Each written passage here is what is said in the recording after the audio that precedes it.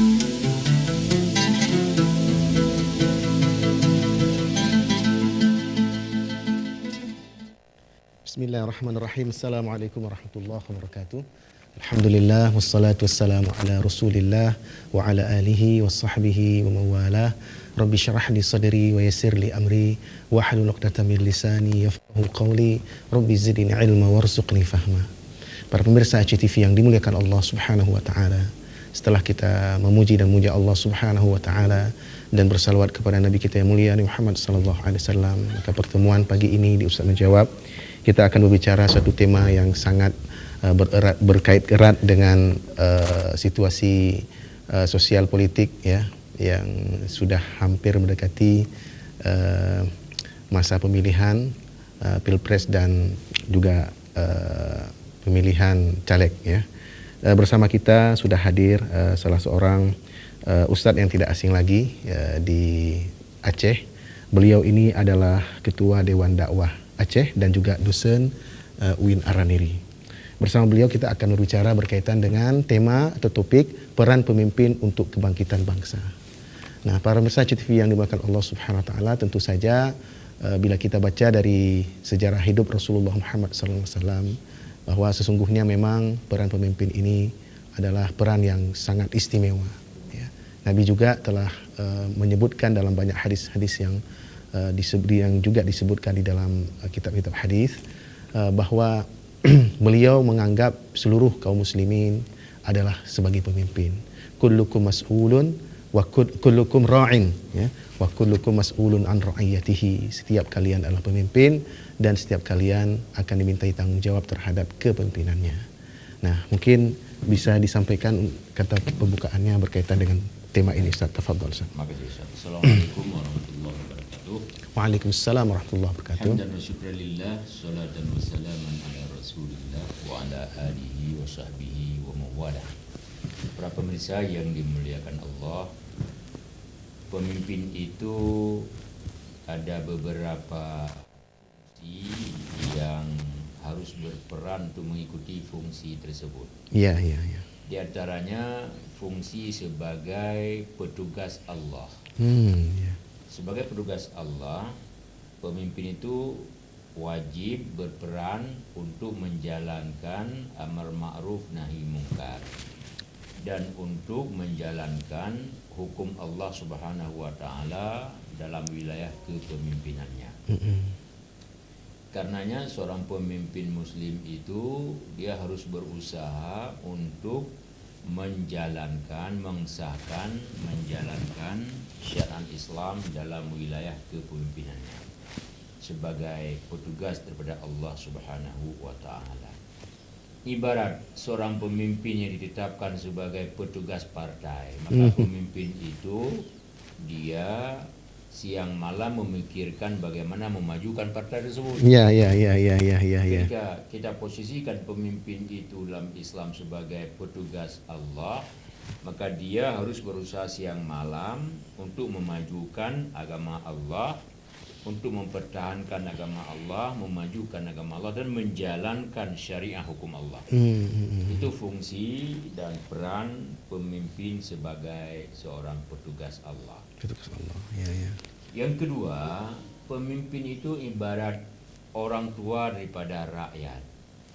Maka orang tua itu berperan untuk memberikan berbagai fasilitas hidup kepada rakyatnya dan memberikan kesejahteraan kepada rakyatnya dan mengayomi rakyatnya agar hidup dalam naungan hukum Allah, agar dia bukan sukses di dunia saja tapi juga nanti akan sukses di akhirat mendapat surga Allah Subhanahu wa taala.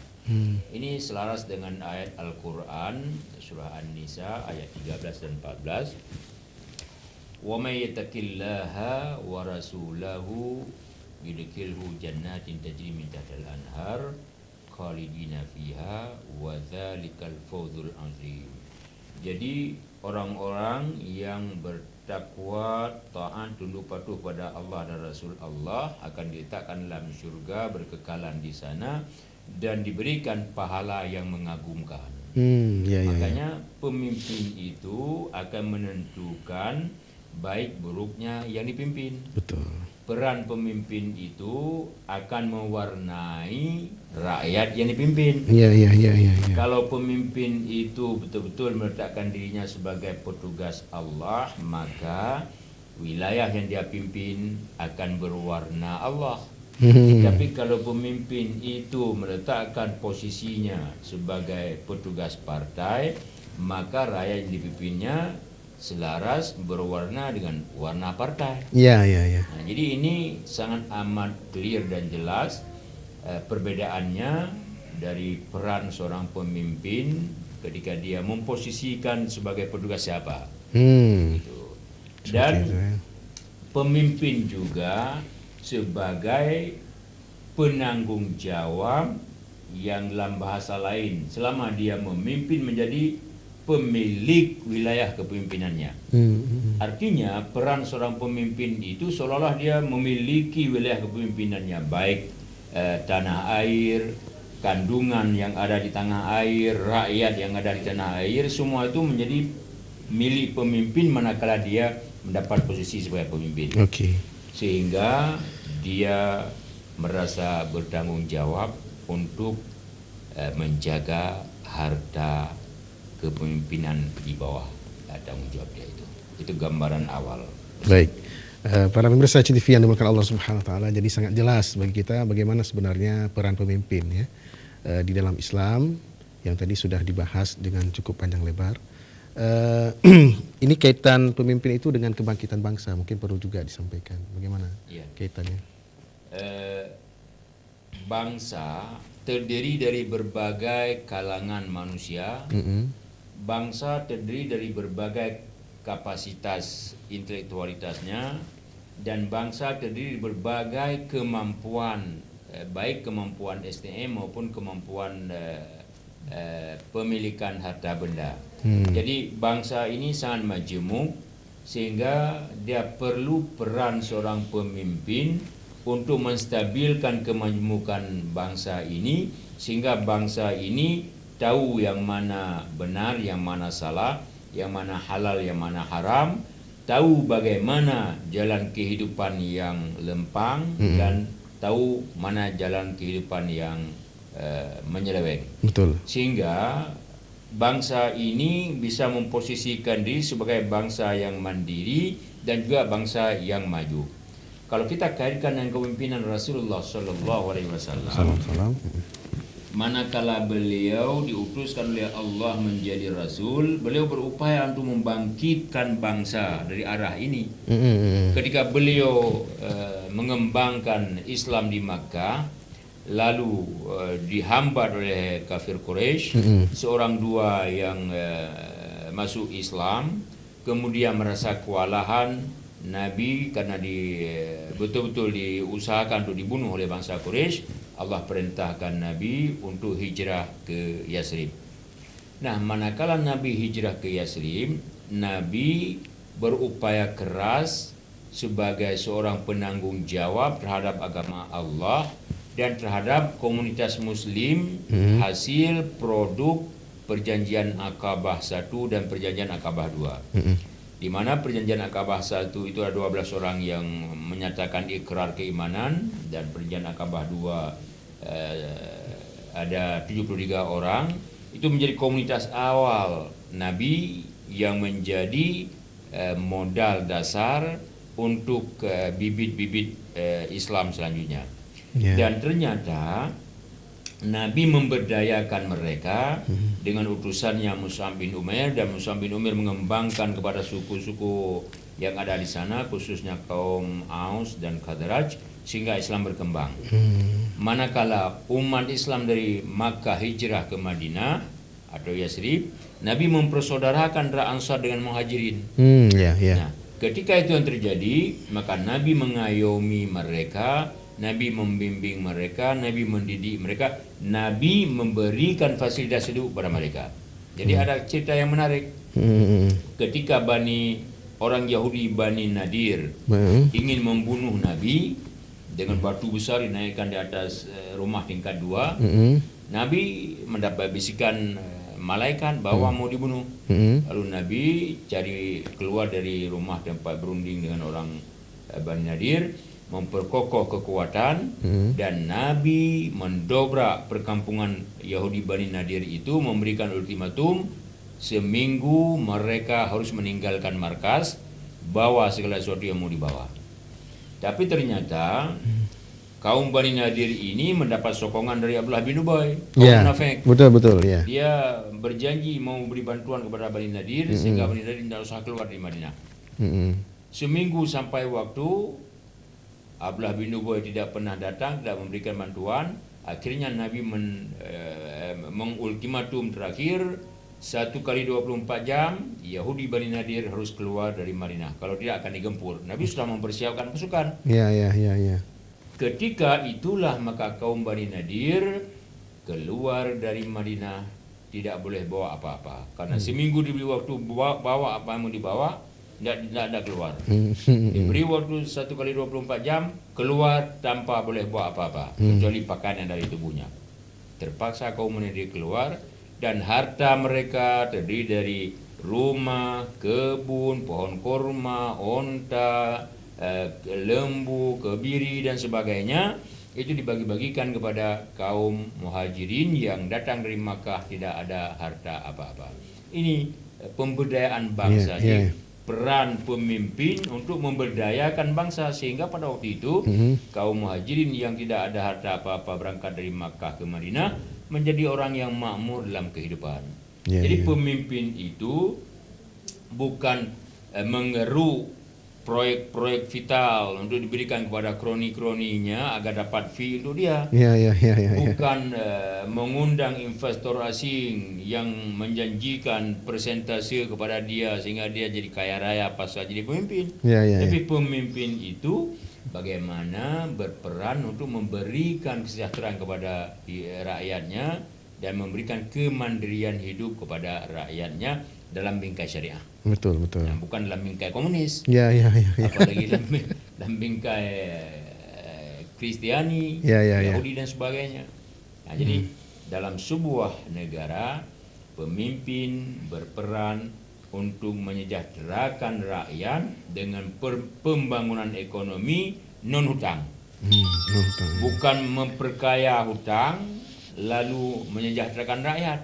Habis dia jadi pemimpin, rakyat jadi sengsara karena hutang itu akan diminta balik. Betul. Nah, ini sesuatu yang menjadi khilaf pada seorang pemimpin selama ini, yang berbondong-bondong mencari hutang di luar untuk memberikan kemudahan hidup bagi rakyatnya, dan ketika hutang itu sampai jatuh tempo ditarik balik oleh pihak yang memberikan hutang, maka satu persatu aset negara harus dijual untuk bayar hutang. Ini kepemimpinan fail, ini kepemimpinan gagal, ini kepemimpinan yang tidak bertanggung jawab. Nah, menariknya memang dalam sejarah itu diceritakan juga bahwa Nabi kita Muhammad SAW ketika sudah berada di kota Madinah, beliau bersama kaum muhajirin itu berhasil menguasai pasar Madinah saat itu 6 bulan. 6 bulan setelah mereka berada di kota Madinah, ternyata berhasil memberdayakan ekonomi masyarakat Madinah sehingga orang-orang Yahudi itu tidak mampu menguasai lagi setelah 6 bulan keberadaan mereka di sana. Nah, apakah pemimpin-pemimpin kita di Indonesia ini memiliki visi itu untuk memberdayakan ekonomi masyarakat sehingga mungkin masyarakat hari ini yang sangat tergantung kepada dunia luar, kepada luar negeri itu bisa kemudian tidak lagi tergantung ke depannya? Secara kasat mata, kepemimpinan yang ada di Indonesia ini ada dua.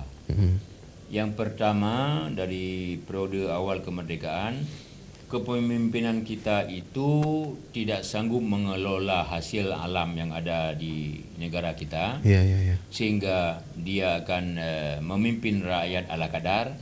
Yang kedua, bukan sekedar tidak mampu menguasai hasil alam, tapi hasil alam itu dikerok diberikan ke orang luar.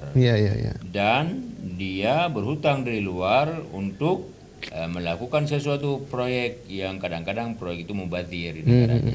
Jadi yang pertama tidak mampu sama sekali untuk memberdayakan sumber daya alam yang ada, dan yang kedua sumber daya alam itu dibiarkan diambil pihak asing dan dia meminjam uang dari pihak asing tersebut. Jadi ini jauh sekali daripada kepemimpinan Rasulullah SAW.